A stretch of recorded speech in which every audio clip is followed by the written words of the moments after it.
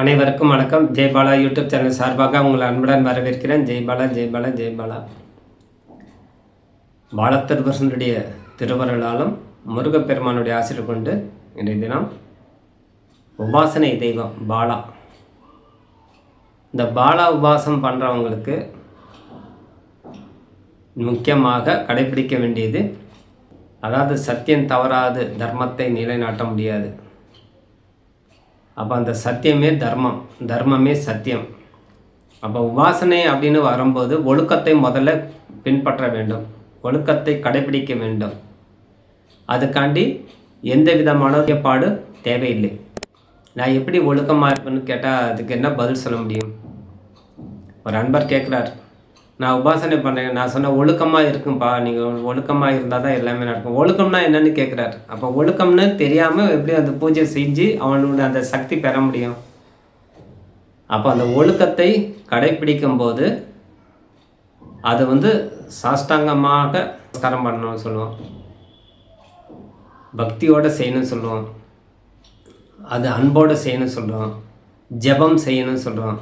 அப்போ அந்த ஜெபத்தில் உண்டான மகிமை அது அவர் முழுமையாக பயன்படுத்திக்கணும்னா நிதானமாக செய்யணும். அங்கன்யாசம், கரண்யாசம், பஞ்சபூஜை, தியான சுலகம், அதுக்கப்புறம் தான் மூல மந்திரத்துக்கே போகணும். எடுத்த உடனே மூல மந்திரத்துக்கு போனால் பலன் கிடைக்காது. அப்போ தினசரி மந்திர ஜெபம் கொண்ட ஒரு முறை அந்த அங்கன்யாசம், கரண்யாசம், பஞ்சபூஜை, தியானம் சொன்னாலே போதும். தொடர்ந்து சொல்ல வேண்டிய அவசியம் கிடையாது. அப்போ கணபதியுடைய மந்திரம் சொல்கிறோம் அப்படின்னா பாலா மந்திரம் பண்ணால் அது முக்கியமாக உபாசனை தெய்வமே. அப்போ அந்த பாலா மந்திரம் போகணும் அப்படின்னு நினச்சாலே முதல்ல விநாயகருடைய மந்திரம் தீட்சை வாங்கணும். அதுக்கப்புறம் பாலா மந்திரம் வாங்கணும். பாலா மந்திரம் குறிப்பிட்ட லட்சம் ஜபம் பண்ணணும். அதுக்கப்புறம் ஷோடசி, அதிபாலா, ஷோடசி, அந்த மாதிரி மந்திரத்துக்கெலாம் போகணும். அந்த பாலா உபாசனை, ஸ்ரீ வித்யா உபாசனைனால் நிறைய சட்டத்திட்டங்கள்லாம் உண்டு, நிறைய சட்டத்திட்டம் அப்படின்னு சொல்லலாம். ஆனால் எளிமை தான், தெரிஞ்சு செய்யணும், அதுதான் முக்கியம். அந்த பாலா உபாசனைங்கிறது தெரிஞ்சு செஞ்சாலே எல்லையில்லா பலன் கொடுக்கும். இப்போ பாஸ்கர் ஐயருக்கு என்ன தெரியும்? அவர் ஒரு சாதாரண மனிதர், ஒரு பக்தர். அவர் தான் இந்த ஸ்ரீ வித்யா உபாசனை தொகுத்து இந்த உலகத்துக்கு அறிமுகப்படுத்தியவர். நம்ம அந்த பாஸ்கர் ஐயருக்கு என்ன, அந்த காலத்துக்கு அதுக்கு முன்னாடி அந்த ஸ்ரீ வித்யா உபாசனை இருந்திருக்குது. அது கொஞ்ச நாள் மறைக்கப்பட்டது. அது மேலே அதுக்கு தெரியலையே அவங்களுக்கு.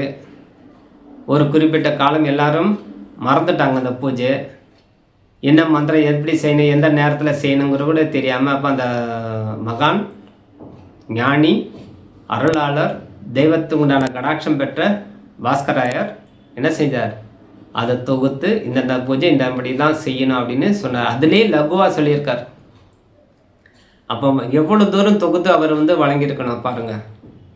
அப்போ விரிவாகவும் செய்யலாம், தொகுத்து அதிலே சுருக்கியும் செய்யலாம். அப்போ தினசரி ஸ்ரீ வித்யா உபாசகர் போய் தினசரி எல்லா பூஜை செய்யணும்னா நடக்காத விஷயம். குறைஞ்சபட்சம் 3 மணி நேரம் 5 மணி நேரம் பிடிக்கும் அந்த பூஜை. அவ்வளோ நேரம் செய்ய முடியாது, அன்றாடம் பணி இருக்கும். அப்போ இதுக்கு எளிமையான பூஜை 1 மணி நேரத்தில் செய்கிற அளவுக்கு கூட அவர் தொகுத்து கொடுத்துருக்காரு. அது ஆர்வமே வேணும். அப்போ உபாசனை ஐங்கிலிம் சவ் சோக்கிலிமைம் அப்படின்னு சொல்லலாம். ஐங்கிலிம் சவ் சோக்கிலிமைம், ஐங்கிலிம் சவ் சோக்கிலிமைம் மந்திரம் சொல்வது இல்லாமல் இது பாலா மந்திரம். வெறும் பாலா மந்திரம் ஐங்கிலிம் சவ் சோக்கிலிமை. பாலா திருவரசனுடைய மந்திரம் ஐங்கிலிம் சவ் சோக்கிலிமை அப்படின்னு வரும். அதிபாலா மந்திரம் ஐங்கிலிம் சவ் சோக்கிலிமை, ஐம் சவ் சோக்கிலிமை அப்படின்னு திருப்பி வரும். அப்படி மாறி மாறி வரும். ஓம் ஐங்கிலிம் சவ் சோக்கிலிமை அப்படின்னு சொல்லலாம். அப்போ அந்த பாலா மந்திரம் தொடர்ந்து சொல்லலாம். அது ஷோடசி மந்திரம்னு வரும்போது ஐங்கிலிம் சவ் சோக்கிலிமைம், கையில் ஹரிம் கிளிம் அசகலஹரிம் சவ் சகலஹரிம், லலிதா மகா திருவரசந்திரி பராபர பட்டரிகா நமஹா. இந்த பராபர பட்டரிகா அப்படின்னு சொல்ல பிந்து ஸ்தானத்தில், சிறி சக்கரத்தில் பிந்து ஸ்தானத்தில் இருக்கக்கூடிய தெய்வம் அந்த பாலா. லலிதா மகா திருவரசந்திரி, காமேஸ்வரன், காமேஸ்வரி ஆட்சி புரியும் இடம். அவங்க அந்த சிறி சக்கர ரேகை உண்டான தொகுத்து பார்க்கும்போது அவ்வளோ விஷயங்கள் அதில் அடங்கி உண்டு. அதனால் இந்த பூஜை வந்து முறையாக கற்றுக்கிட்டு ஜெபம் செய்யுங்க.